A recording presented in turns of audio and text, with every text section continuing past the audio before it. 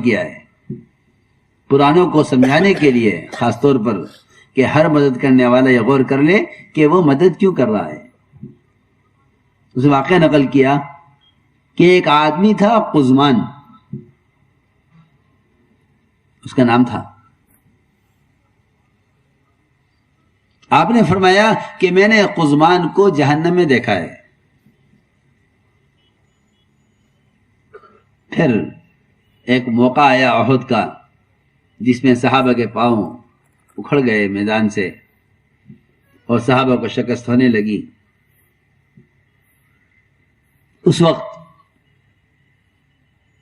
یہ قزمان آئے میدان میں اور قزمان نے انصار کی مدد کی مشرکین کے خلاف۔ روایت میں ہے کہ اکیلے اس نے 7-8 مشرک قتل کر دیے۔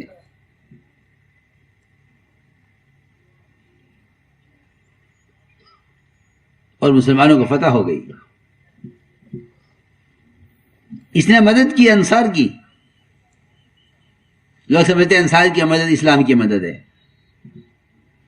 مدد کی انصار کی اور مشرکین کا مقابلہ کیا، 7-8 مشرک قتل کر دیے۔ روایت میں ہے کہ پھر قزمان بڑے زخمی ہو گئے اور اس کو اٹھا کے یہاں سے اس کے گھر پہنچایا گیا تو صحابہ جمع ہوئے ان کے گھر پر اور یہ کہا قزمان آج تم نے بڑا کارنامہ انجام دیا اور تمہاری کوشش سے مسلمانوں کی مدد ہوئی اور فتح ہوئی، تمہیں خوشخبری ہو تمہارے کارنامے پر۔ تو قزمان نے کہا کہ خوشخبری تو اس کو سناؤ جس نے یہ کام اللہ کے لیے کیا ہو، میں نے تو مدد اس لیے کی ہے کہ تم میری قوم کے لوگ ہو۔ دیکھو یہ ساری بات کا خلاصہ ہے، میں نے مدد اس لیے کی تم میری قوم کے لوگ ہو۔ خوشخبری اس کو سناؤ جس نے یہ کام اللہ کے لیے کیا ہو، میں نے تو قوم کے لیے کیا ہے۔ انصار میری قوم کے لوگ ہیں، میرے خاندان کے لوگ ہیں، اور قوم کا آدمی قوم کا ساتھ دیا کرتا ہے، میں نے اس لیے انصار کی مدد کی ہے۔ روایت میں ہے کہ پھر قزمان سے اس کے زخم برداشت نہیں ہوئے تو اس نے اب ایک نیزہ کھڑا کیا زمین پر اور اس کے نیزے کی نوک پر اپنا سینہ رکھا اور زور لگایا، یہاں تک کہ وہ نیزہ اس کے سینے سے باہر پار ہو گیا اور وہ مر گیا۔ یہ نیتوں کو درست کرنے اور تعاون، مدد ایک دوسرے کی، اس مدد میں اور تعاون کرنے میں اس بات کا خیال رکھنے کی ضرورت ہے۔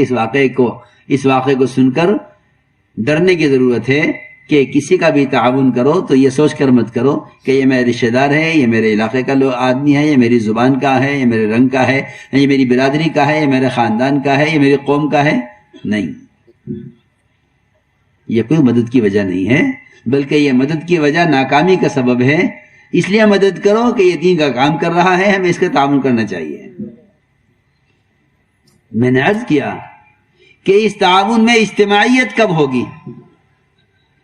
اس تعاون میں اجتماعیت جب ہوگی جب یہ تعاون دین کے لیے کیا جائے۔ اگر یہ تعاون دین کے لیے نہیں ہے تو اجتماعیت نہیں ہوگی۔ یہ تھی اصل بات جو مجھے سمجھانی تھی کہ بے شک دین کا کام تعاون سے چلے گا، مگر ایک دوسرے کا تعاون کرو خیر کے کاموں میں۔ کس کے لیے؟ کہ اللہ کے لیے، دین کے لیے۔ اس لیے فرمایا حدیث میں، صحیح روایت ہے کہ جس کی ہجرت اور جس کی کوشش اللہ کے رسول کے لیے ہے وہ اس کی ہجرت اللہ کے یہاں قبول ہے، لیکن جو ہجرت کرے گا دنیا کے لیے یا عورت کے لیے یا مال کے لیے، اس کو چیز مل جائے گی جس کا اس نے ارادہ کیا ہے۔ نام مل گیا، قزمان کو نام مل گیا کہ اس نے قوم کو جتوا دیا ہے اور قوم کی مدد کی اور قوم کا ساتھ دیا، ہو گیا نام۔ لیکن نام ہو گیا، انجام غلط ہوا۔ نام تو ہو گیا، انجام غلط ہوا، انجام برا ہوا۔ اس لیے فرمایا کہ ایک دوسرے کا تعاون کرو خیر کے کاموں میں، صرف اللہ کے لیے اور دین کے لیے۔ یہ ایک دوسرے کا تعاون کرنے میں کیا رکاوٹیں ہیں؟ رکاوٹ کیوں پیدا ہوتی ہے؟ سب سے بنیادی سبب آپس میں ایک دوسرے کا تعاون نہ کرنے میں سب سے بنیادی رکاوٹ وہ حسد ہے. دیکھو یہ بہت سمجھنے کی بات ہے. اگر ایک مسجد کی سطح سے بھی اللہ رب العزت کسی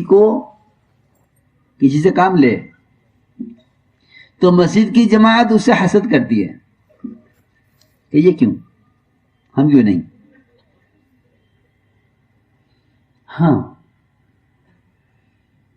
کہ یہ کیوں، ہم کیوں نہیں. تو حسد تعاون سے روک دیتا ہے. ہم ان کے ساتھ نہیں دیں گے، ہاں ہم ان کے ساتھ نہیں دیں گے.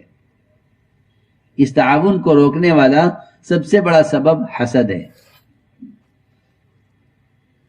صحابہ کرام کی اجتماعیت کا ایک بڑا سبب یہ تھا کہ جب وہ دیکھتے تھے کہ کوئی ان سے چھوٹا، ان کے بعد کا نیا کسی کام کو کر رہا ہے تو وہ اس کا تعاون کرتے تھے، بڑے چھوٹوں کا تعاون کرتے تھے، بڑے چھوٹوں کا تعاون کرتے تھے. ہاں یہ بڑی صفت تھی صحابہ میں، اور یہ صفت ان میں حضور اکرم صلی اللہ علیہ وسلم کی صحبت سے آئی تھی کہ آپ صلی اللہ علیہ وسلم کسی کے بھی کام آ جاتے، آپ کسی کا بھی تعاون کرتے. یہ نہیں کہ میں بڑا ہوں یہ چھوٹا ہے، چھوٹا بڑے کا تعاون کرے، نہیں، آپ تعاون کرتے چھوٹوں کا.